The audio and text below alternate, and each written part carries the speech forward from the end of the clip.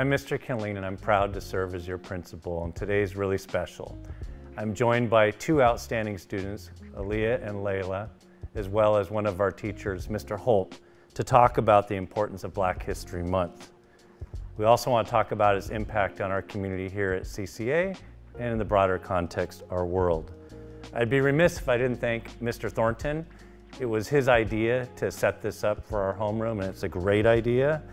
And I'd also like to thank our cinema program, Mr. Norbeck, and our cinema students who are here today for your technical expertise in this beautiful CCA studio. It's a lot of fun. I want to get started with introductions with our panelists, so we'll start with Aaliyah.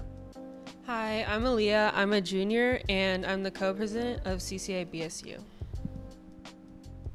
Hi, I'm Layla. I'm a junior, and I'm the other co-president of CCA-BSU.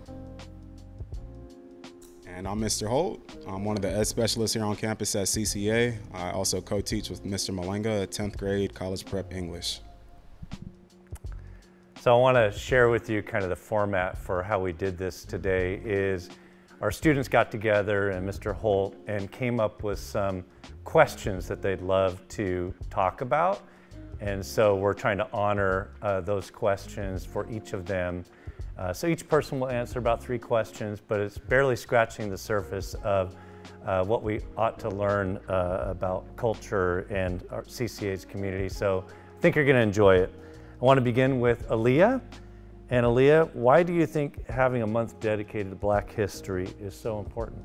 I think that having a month dedicated to Black history is so important because it's important to shed light on the injustices that have been going on in the past and currently. And if people would pay more attention to those, then they could learn from those mistakes and then move forward to create a more inclusive and better society. Good point. Layla, building on that, what has your experience been like being a Black female student in this school community?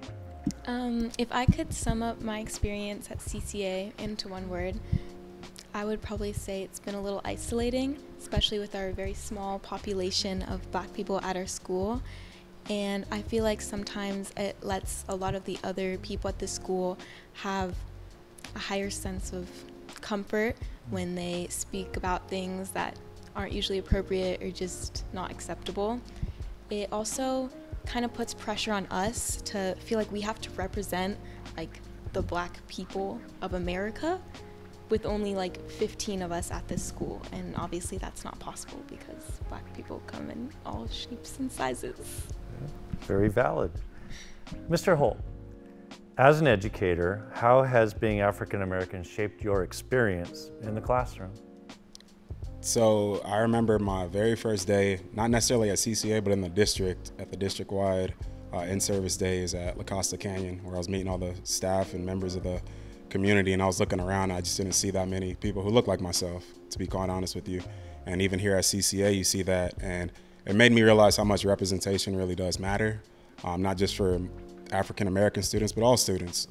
I think myself being in the classroom might give students a different perspective or not necessarily have a stereotype of what a typical teacher may look like or sound like and what they're accustomed to having. So, and then for the African American students on campus, I think it gives them, a sense of, comfortability speaking with someone who looks like them or can talk to them on cultural levels that they may not get otherwise. But overall, it's been a pretty good transition my first year here at CCA. Great, and I think we'll hear more about your points from our students.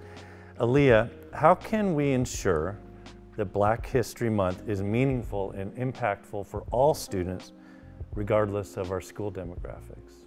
We can ensure that Black History Month is meaningful and impactful for all students by incorporating more curriculum about Black history and not just specifically from sports or music, but maybe film or arts or stuff that's not usually talked about, so that way the view of what Black history is can be widened and then people can become more inclusive. Thank you. Layla, you've mentioned wanting to discuss the lack of Black educators in your experience. Mr. Holt kind of referenced that. How has that impacted you?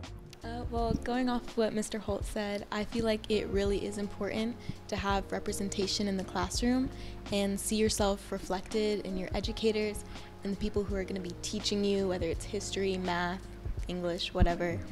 I think I've had one Black teacher throughout my entire education, who's my 6th grade English teacher, and then Mr. Holt. In the beginning of the year, obviously, when I walked in, we changed our homeroom teachers, or at least mine got changed this year. I walked in and it was Mr. Holt, and I was like, oh my God, Black teacher. So sorry. But I really think it's important because it can make you feel like the person who is educating you has some sort of understanding for some of the things you might also go through. Thank you. So, Mr. Holt, what does Black History Month mean to you personally? For me personally, Black History Month just means Black excellence. It's a reflection on our culture, the forefathers who laid the ground for us to have this conversation that we may not have had, 100 plus years ago, or however long ago you want to look at it. So, and it's just, it's a celebration. I love our culture. I love Black business. I love being Black. If I died today and met God at the pearly gates and he asked me what race I want to be again, I'd say Black. I love it. I love our culture, and this month is just a reminder of that.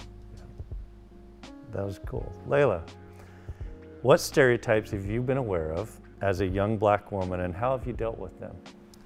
Well, I feel like this question is interesting for me because I'm actually mixed. So my dad is Black and then my mom is white and Persian. So ever since elementary school, I've had people be like, oh, you're not actually Black, or you're not Black enough.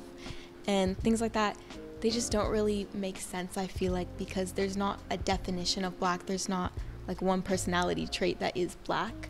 It just happens to be the color of my skin, kind of. I'm brown, I'm not even Black. So I just feel like I have had to face biases, and just people will have like predetermined expectations of how I'm gonna act or what I'm gonna do.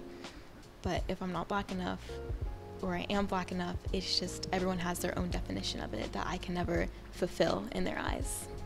Thank you. Aaliyah, you could probably give us some ideas. So how can we create a more inclusive community on our campus? I think that we can create a more inclusive community by like paying attention to these stereotypes, like Layla said.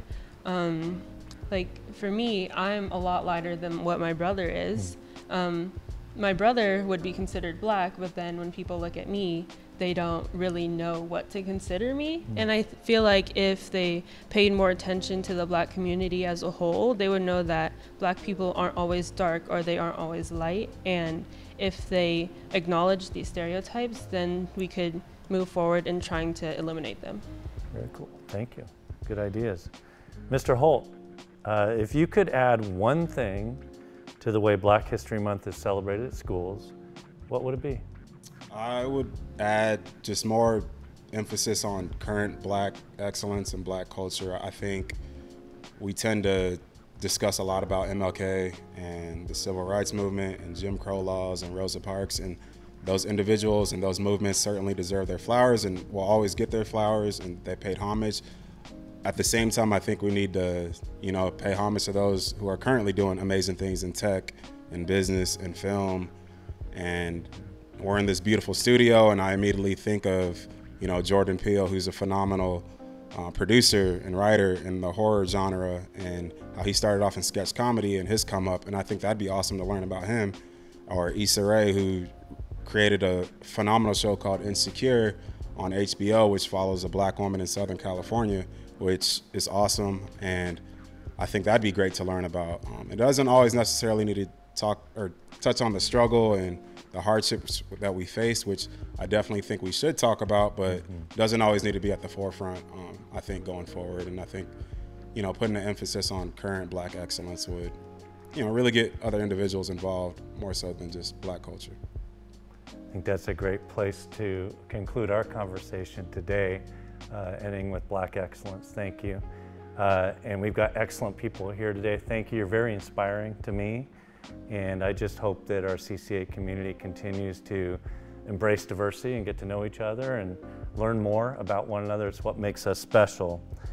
And I hope in your homerooms you get a chance to kind of debrief and talk, continue this conversation, because it's important.